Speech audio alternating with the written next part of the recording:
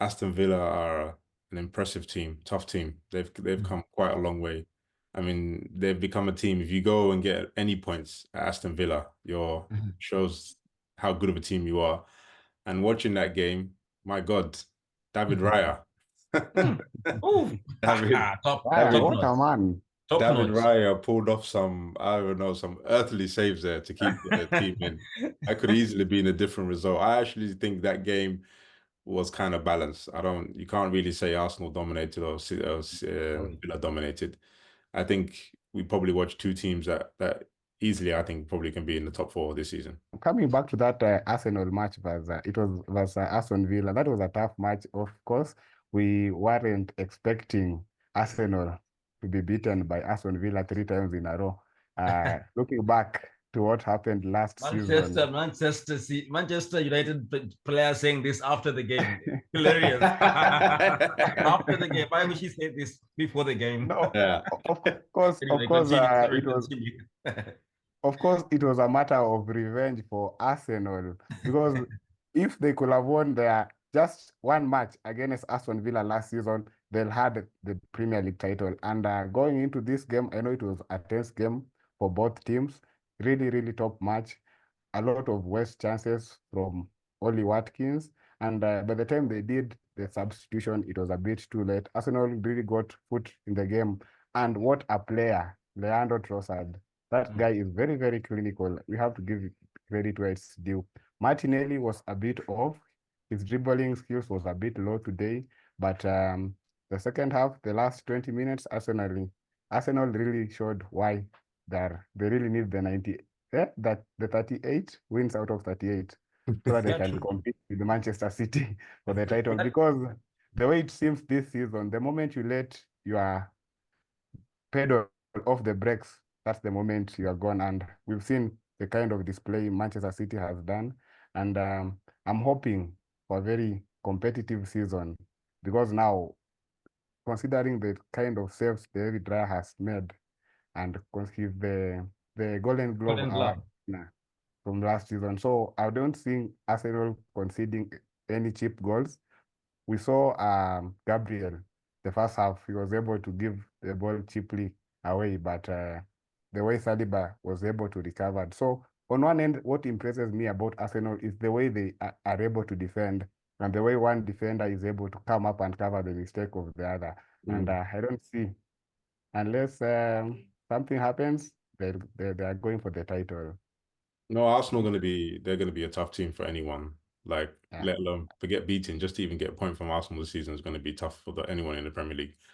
That defense is tough. And then you see how that defense really looked different with Timber in there as well now. You know, Yeah. that shored up that left back position that with that pace that he had and everything. He's a proper defender. And I think the Arsenal will be missing that position because now Arsenal looking solid both right and left back. But also Aston Villa themselves. I mean, Aston Villa, they had their chances. They played well. They're also compact. Una Emery's got these guys ticking, and I think like when you look at the first game that they had this season, and then there's no shame losing to Arsenal, one of the big boys. But I also think that this season is going to be really tight. Ollie Watkins can't be missing things like that as well as good as the saves Raya made. I mean, like that header, he could have put it anywhere in any of the corners that could have gone in. And the other one, the early one where he just missed that sitter waiting for him. Oh, maybe he's still a bit emotionally dented from the European Championship that just came back, And I'm still half and I'm asleep. still Huh? surprised. I'm still surprised how he's still as Aston Villa, considering the kind of performance he pulled off last season. I was expecting one of these big boys to sign him, Yeah, Oli but it's the Watkins. money. You know how much he's going to cost. He's not going to be cheap. He's going to be 100 million. Like, Mhm. that's a lot of money to risk on a striker. You know what I mean? So you have to be certain. He has to be like he does this again this season. Like I think that then He's gonna prove the teams will be value more of money. confident. Yeah. Yeah, he has to prove his value this season because after this season, if he does the same, I Mm. think he's gonna prove that he's worth the money that they've been speculating is they should be costing.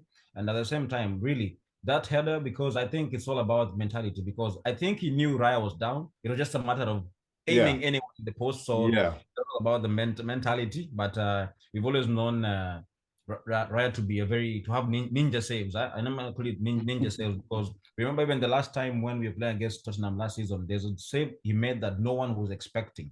Yeah. You see, that's very impressive because to begin with the match, actually, I believe there's been the argument of apart from Pep Guardiola, who is the best manager between in the Premier League. People have been saying Unai, people saying Arteta. Then people saying Unai is better because he beat Arteta twice. Then people say Arteta is better because he finished on top of Aston Villa. So I think And West and both from the Hag.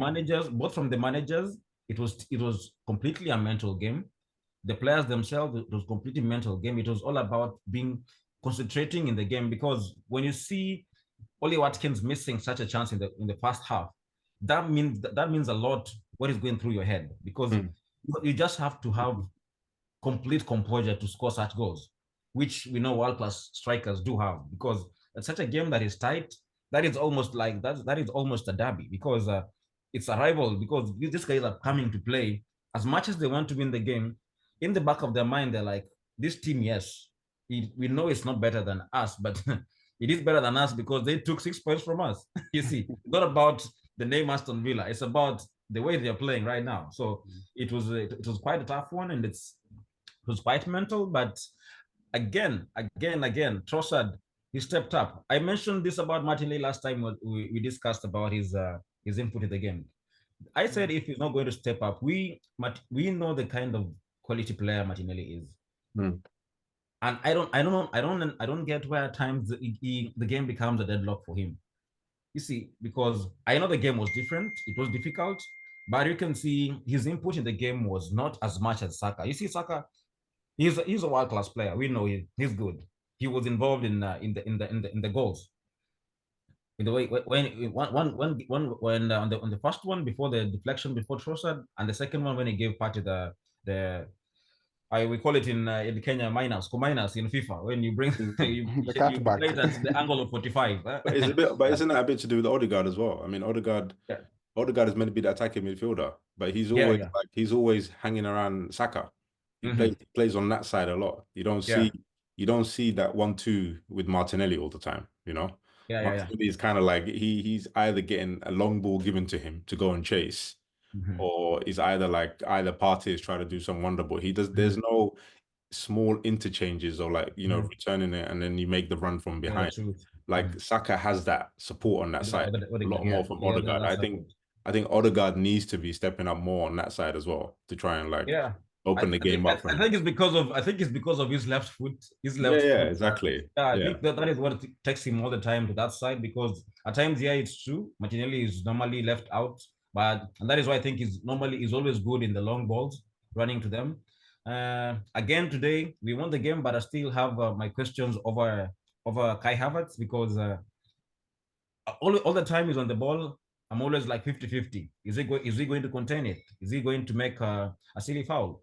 You see, is he going to make a counter attack? Because if there's one play that he made that was impressive in the whole game, is during the last minutes when he gave an outer foot towards Martin Odegaard.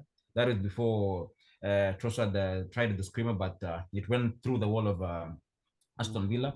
He's good because actually it could have been a 3-0 goal because Odegaard had an open chance to really put that left foot to use, but I think he wanted to give, knowing that Martinez is the one who's on goal, he wanted to give him his best shot because we know Martinez is a shot stopper. You don't just give him baby shots. But I always say Martinelli's quality always comes through.